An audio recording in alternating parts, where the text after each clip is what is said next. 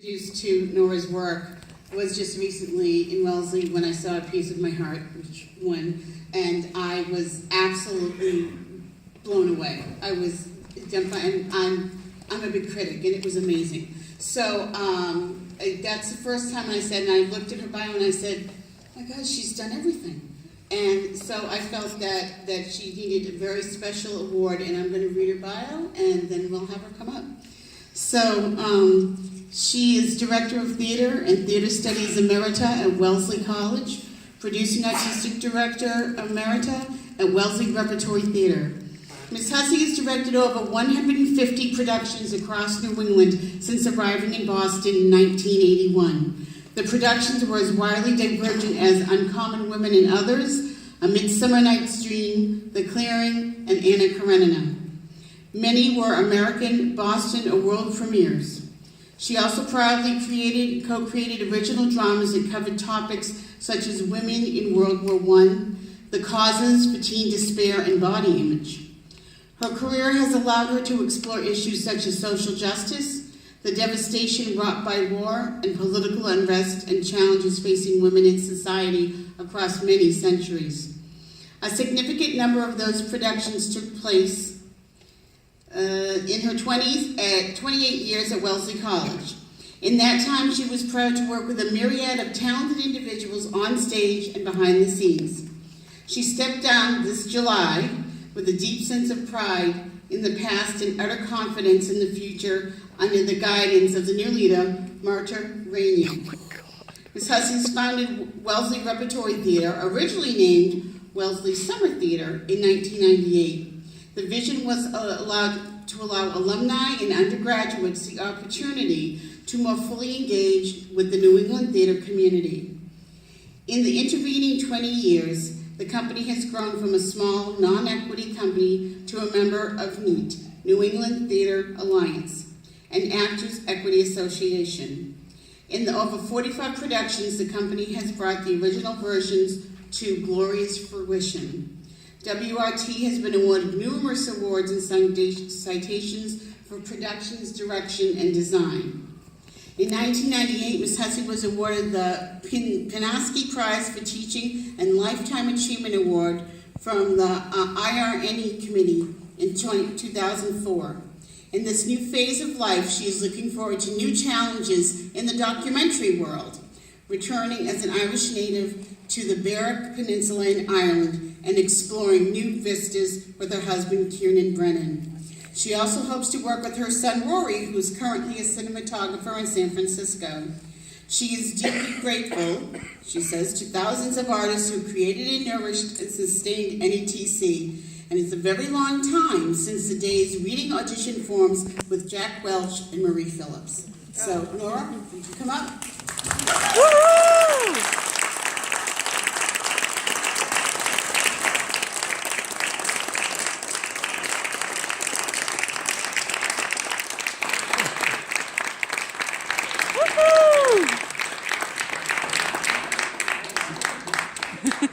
Photo op.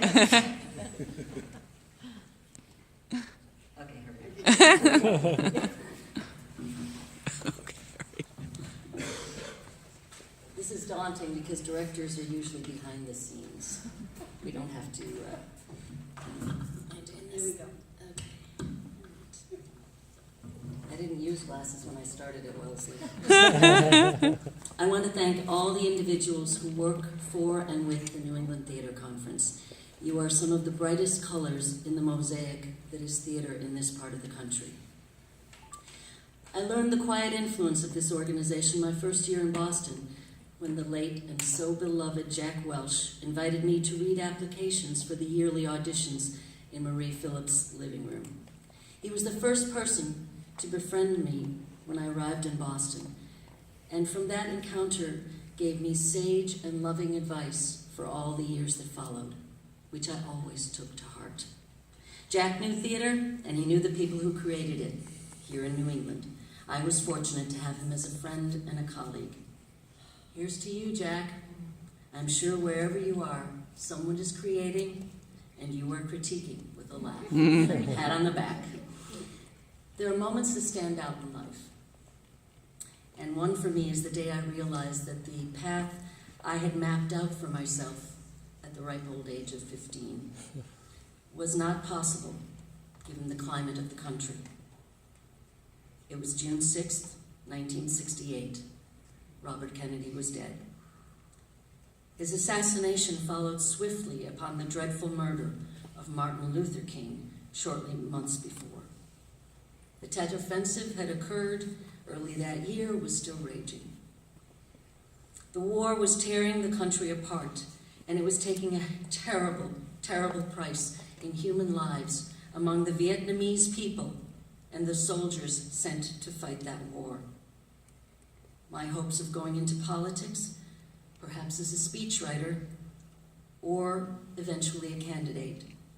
I couldn't be president, I was born in Ireland. They dissolved into ashes in the aftermath of that shooting in Los Angeles. But that summer, in grief and a great deal of crying, I laid the groundwork for what would become another way to hopefully affect change. Theater had been my saving grace in this somewhat restrictive environment of a Catholic school adolescence.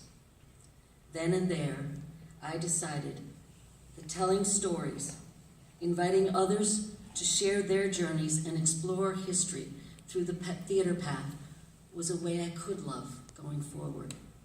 I've been fortunate to do it with some of the most magnificent actors and artists from New York, Boston, Maine, and then back to Boston, and for the last 28 years at Wellesley.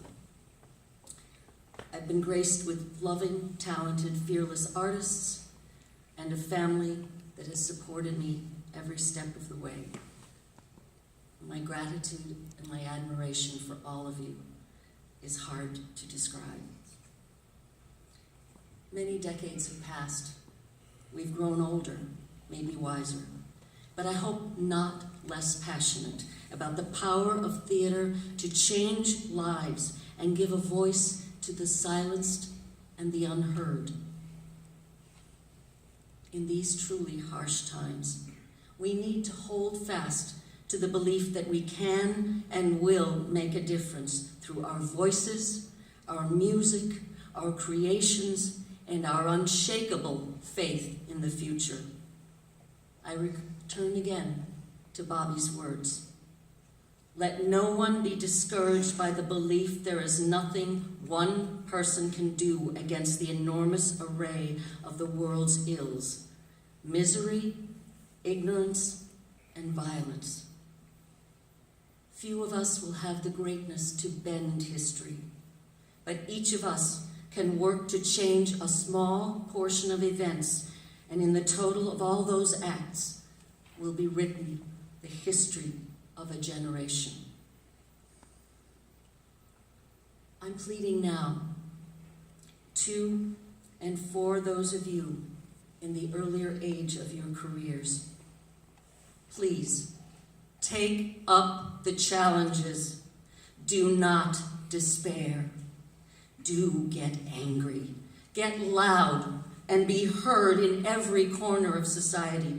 Fight for the rights of the disenfranchised. Call out injustice where and when you see it. And love your work and your colleagues with an unquenchable fire. We are all in this together. Again, I thank all the thousands of people I've met in this journey.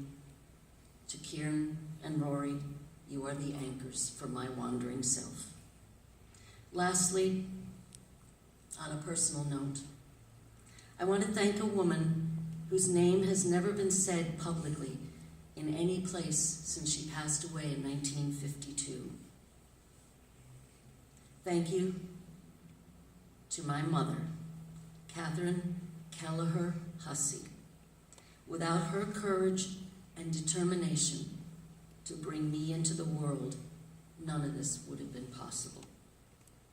One woman affected so many lives beyond her own short years.